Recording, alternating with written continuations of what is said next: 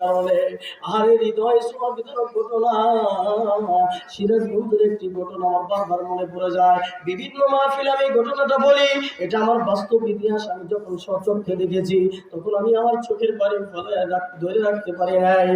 মুসলমান ভাই, আল্লাহর এক বান্দা তার সন্তান বিবির গর্ভের ভিতরে গিয়ে যখন ইন্তেকাল করলেন, মহিলাটা বৃদ্ধা মহিলা মনে মনে নিয়ত করলেন, স্বামী হারায় ফেললাম, আমি একজন বৃদ্ধা মহিলা, আমার গর্ভে যে সন্তানটা আছে আমি এই সন্তানটা কোরআনের হাফেজ বানাবো। দীর্ঘদিন যাওয়ার পরে যখন বাচ্চা প্রসব করলেন, বাচ্চার বয়স 1 থেকে 2 থেকে 3-4 বছর পার হয়ে গেল। মা যখনই আর দেরি করলেন না, মাদ্রাসার মক্তবে যখন পাঠাইয়া দেয়, হঠাৎ করিয়া 2-3 দিন পরে ঢাকার শহরে একজন ইমামতি করে গ্রামের একজন আলেম ডাকতে বলেন, মা ও চাচি আম্মা, আমি শুনতে পাইছি আপনার সন্তানকে নাকি বলে আপনি কোরআনের হাফেজ বানাবেন। দেন গো চাচি আম্মা, আপনি গ্রামের কোন মাদ্রাসায় লেখাপড়া করাইয়া আলেম বানাইতে পারবেন না, আপনি মক্তবে পড়াইয়া আলেম হবে না, হাফেজ হবে না। ও চাচি আম্মা, আপনার সন্তানটাকে আমার কাছে দিয়ে দেন, আমি ঢাকার শহরে আমার কাছে রাইখা আপনার সন্তানকে আমি কোরআনুল কারীমের হাফেজ বানায়া দিব। মাদ্রাসায় নিয়ে যাচ্ছে, ওই 5 বছরের শিশু বাচ্চাটাকে যখন নিয়ে মাদ্রাসার দিকে রওনা করলেন, ওই মা দুঃখিনী মা আলেমের কথা শুনে আর দেরি করলেন না, ছোট্ট বাচ্চাটাকে মাদ্রাসায় দিয়ে দেওয়ার জন্য আলেমের হাতের ভিতরে ধরাইয়া দিলেন।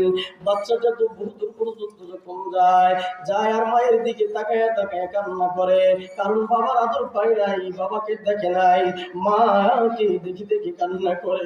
আর ডাকতে বলে, মা জন্ম নিয়ে আমি বাবার চেহারাটা দেখতে পারি নাই, ও মা কত আদর করে তুমি আমারে পালছো, কত আদর করে তুমি আমার রাখছো, আর রাত্রিবেলায় তুমি আমারে বুকে নিয়ে ঘুমাইছো, আজকে তুমি আমারে বিদায় করে দিলা, আজকে থেকে আমারে কে বুকে নিয়ে ঘুমাবে? মা সন্তানের কথা শুনে আর কান্না রাখতে পারে না, চোখের পানি সারে আর কান্না করে আর বসে আর ডেকে ডেকে বলে, আল্লাহ ওই যে আমার সন্তানটা কি বলে তুমি সরিয়ে রাখো। মা বুকের কষ্টটা পাথর দিয়া ভাড়া দিয়া মা সন্তানকে যখন বিদায় করে দেয়, ওই ওস্তাদটা মাদ্রাসায় নিয়ে যাওয়ার পরে বাচ্চারে কোরআনুল কারীম শিক্ষা দিচ্ছে। 1-2-3 বছর যখন পার হয়ে গেল, এর ভিতরে আর বাড়িতে আসতে পারে নাই, কারণ টাকার বড় অভাব, টাকা নাই, গাড়ি ভাড়ার টাকা নাই।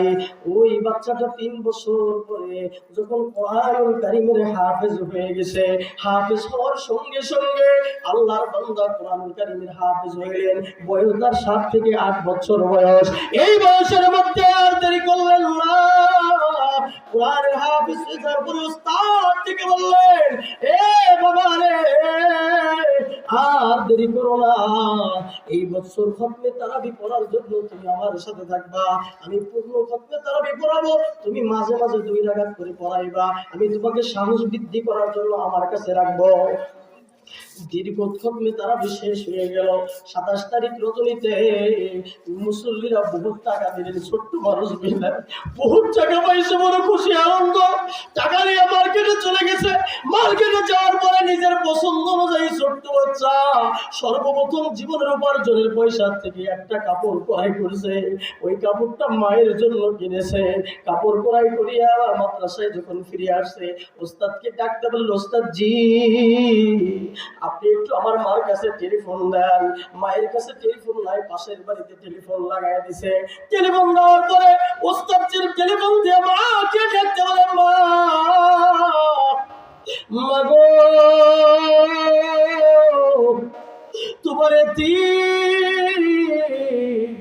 তোমার কলিজার সেরা ধন আজকে কোরআনুল কারীমের 29 পারা হাফেজ হয়েছে। মা বলে আলহামদুলিল্লাহ, সুম্মা আলহামদুলিল্লাহ। মা খুশিতে চোখের পানি ছাড়িয়ে দিছে, মা হাউমাউ করে কাঁদতেছে। ওই বাচ্চার একজন, মা তুমি কাঁদো না গো মা, আগামী দিন সকালবেলা বাড়ির উদ্দেশ্যে রওনা করবো, মা জীবনের উপার্জনের পয়সা দিয়ে তোমার জন্য একটা কাপড় আমি ক্রয় করেছি, ও মা, আমি তোমার জন্য একটা কাপড় কিনেছি গো মা, তুমি কাঁদো না, আমি সকালবেলায় তোমার সাথে দেখা করবো। এই কথা বলে ফোনটা যখন রাখিয়া দিছে, দুঃখী মা তারাবি নামাজ শেষ করিয়া রাত্রিবেলায় আর ঘুমাই না। মায়ের মা শেষ রাতে বাচ্চার জন্য রান্না বান্না করেছে। রান্না বান্না করিয়া ওই মা ফজরের নামাজ পড়ে আর একবার বাড়ির ভিতরে যায়, আর একবার হেঁটে হেঁটে রাস্তায় যায়।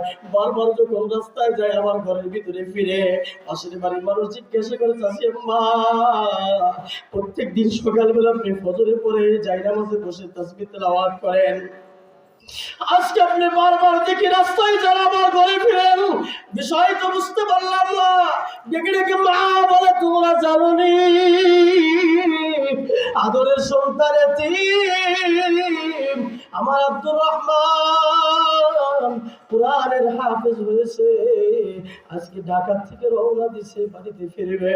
আমি এই আনন্দতে একবার আমি রাস্তার দিকে তাকায়া থাকি, যতগুলো গাড়ি যায় প্রত্যেকটা গাড়ির দিকে আমি মা তাকায়া থাকি, কখন আমার আব্দুর রহমান আমার বুকে ফিরে আসবে। মা মা করে কাঁদে আর বলে, বলছে না বলছে কিছুক্ষণ পরে টেলিফোন বাজে উঠছে, পাশের বাড়ির লোক টেলিফোন করিয়া বলে, কে ভাই কে? তোমাদের একজন ভাই মাদ্রাসায় লেখাপড়া করে ঢাকার থেকে আসা পথে সিরাজগঞ্জে কট্টার মোড়ে গাড়ি অ্যাক্সিডেন্ট করিয়া বড় কঠিন ব্যথা পেয়েছে, মৃত্যুর সংবাদ দেয় না। মৃত্যুর সংবাদ না দিয়ে যখন এই কথা বলে, বড় ভাইটা দৌড়ায় কর্তার পরে চলে গেল। বহুত লোকের ভিড় জমে গেছে, ভিড় মানুষের ভিতর থেকে ফাড়ি দিয়ে ভিতরে প্রবেশ করিয়া দেখে আর কেউ না, আদরের ছোট্ট ভাই দুনিয়ার থেকে বিদায় নিয়ে চলে গেছে। রক্ত মাখা শরীরে জীবনের উপার্জনের পয়সা দিয়ে যে কাপড়টা কিনেছিল মায়ের জন্য, ওই কাপড়টা শক্ত করে ধরে রাখছে। জীবন দাঁড়িয়ে গেছে, তবুও মায়ের জন্য কাপড়, এ কাপড় আর ছাড়ে নাই, কাপড় শক্ত করে ধরে। কোরআনের পাখি দলে থেকে বিদায় হয়ে গেছে। বড় ভাই রাখতে ভাই ভাই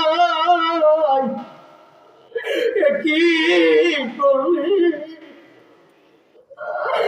মা, আমার মারে আমি কি দিলে বুঝতে পারে, সারা রাত মা ঘুমায় নাই, রাস্তা দিকে চলে আসে, আমি আমার মারে কি বুঝদিব? ও রক্ত মাখা শরীরের ভাইটাকে শোনাইয়া ধরিয়া কাঁদবে, অ্যাম্বুলেন্সের ভিতরে উঠাইয়া বাড়ি থেকে রওনা করছে। বাড়ির গেট পর্যন্ত যখন গাড়ি চলে আসছে, দুঃখিনী মা গাড়ি শব্দ মায়া বুঝছে, এই যে আমার কোরআনের পাখি আসছে। মনে খুশি একটা দৌড় দিয়ে গাড়ির কাছে যখন দাঁড়ায় গেছে, দরজা খুলিয়া দেখে কোরআনের পাখি ঘুমাইয়া গেছে। দুঃখিনী মা বাচ্চারে দেখি একটা চিৎকার দিছে, চিৎকার দিয়া মা দুনিয়ার থেকে বিদায় নিয়েছে। মার নাই, মা নাই, ও ভাই কোরআনের পাখি দূরে মা একটা চিৎকার দিয়ে সাথে সাথে হার্ট অ্যাটাক করে খালি শেষ হয়ে গেছে। মোহতারাম হাজরিন, বিগত 1-1.5 বছর আগের ঘটনা, পত্রিকায় লেখা ছিল। মোহতারাম ভাই হাজরিন, কোরআনের পাখি চলে গেছে, মাও চলে গেছে। বড় ভাই গভীর রাত্রে স্বপ্নে দেখে আল্লাহর জান্নাতে ভাই আর মা ঘোরাফেরা করতেছে।